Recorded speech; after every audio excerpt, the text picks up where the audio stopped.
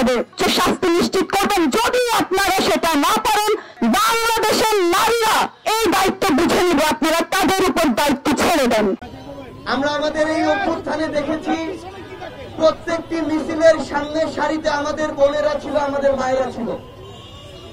আমরা আমাদের এই অভ্যুত্থানে যখন আমাদের মিছিলের সামনের সারিতে 100 জন বোন দাঁড়িয়ে যেত, সেটা আমাদেরকে কয়েক হাজার ভাইয়ের চেয়ে বেশি মনোবল এবং সাহস দিত। এবং এই 100 জন নারী তখন ওই খুনি হাসিনার যে রেজিম, সেই রেজিমের স্তম্ভগুলোতে কিন্তু কাঁপন ধরাতো। কিন্তু এই অভ্যুত্থান পরবর্তী সময় যদি আমরা দেখি, আমরা কয়েকদিন ধরে দেখছি আজকে আমাদের ঢাকা মেডিকেলের আইসিইউতে আমাদের মাগুরার ছোট্ট এক বোন আসিয়া মৃত্যুর সাথে পাঞ্জা লড়ছে। ওই শকুনদের দৃষ্টি থেকে আমাদের বোনদেরকে রক্ষা করা এখন একটি চ্যালেঞ্জ হয়ে দাঁড়িয়েছে। আমরা আমাদের জায়গা থেকে ঢাকা বিশ্ববিদ্যালয়ে দেখেছি কিভাবে একজন বোনকে কোন একজন তার মতের উপরে তার বিশ্বাসটি চাপিয়ে দেওয়ার চেষ্টা করেছে এবং তার পোশাকের দিকে দৃষ্টি করে যেভাবে ইচ্ছা কথা বলেছে। এবং এর পরের কনসিকুয়েন্স গুলা আরো বেশি ক্ষতিকর এবং আমাদের জন্য, এই রাষ্ট্রের জন্য, আইন শৃঙ্খলার জন্য আরো বিব্রতকর। আমরা ঘন্টার পর ঘন্টা এসে থানায় দাঁড়িয়ে থাকি। আমরা আইন শৃঙ্খলা রক্ষাকারী বাহিনীকে যদি বাধ্য করি, আমরা যদি একদিনের মধ্যে জামিন নিতে বাধ্য করি, এই সামগ্রিক প্রক্রিয়াগুলো একটি রাষ্ট্রের সঠিকভাবে চলার জন্য অনেক বড় একটি বাধা হয়ে দাঁড়ায়।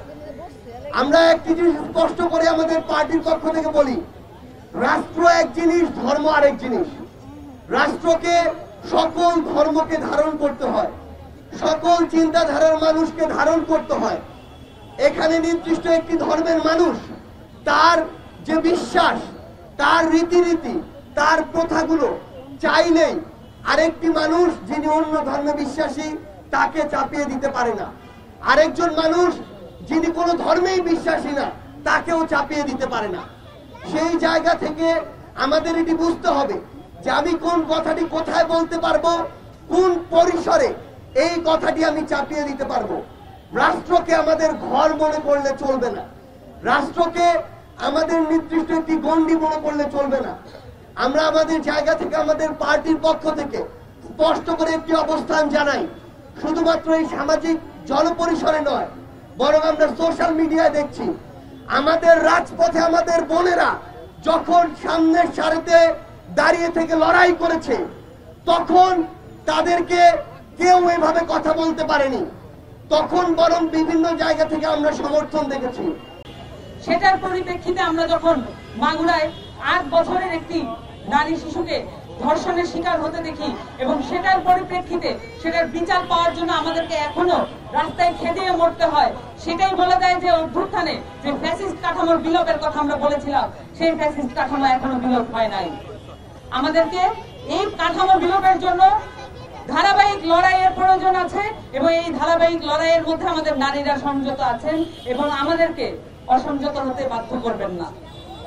আমরা মনে করি নাগরিক মর্যাদার সাথে নারীর মর্যাদা এবং নারীর নিরাপত্তা জড়িত করে এটাকে আইনগতভাবে স্ট্যাবলিশ করা হোক, আইনগতভাবে এটাকে প্রতিষ্ঠা করা হোক। কোন ধরনের প্রশ্নবিদ্ধ আইন দিয়ে নারীর নিরাপত্তা নিশ্চিত করা যাবে না। নতুন করে আইনগুলোকে ঢালাওভাবে সাজাতে হবে যাতে করে বাংলাদেশের মানুষের জন্য, বাংলাদেশের নারীদের জন্য, বাংলাদেশের প্রান্তিক জনগোষ্ঠীর জন্য, বাংলাদেশের দলিত হরিজনদের জন্য আমরা সার্বক্ষণিক নিরাপত্তার ব্যবস্থা করতে পারি। এ কারণে আমাদের যেই ধারাবাহিক সংগ্রাম আছে, নারীদের যে ধারাবাহিক সংগ্রাম আছে, সেটাকে অস্বীকার করার কোনো উপায় নাই।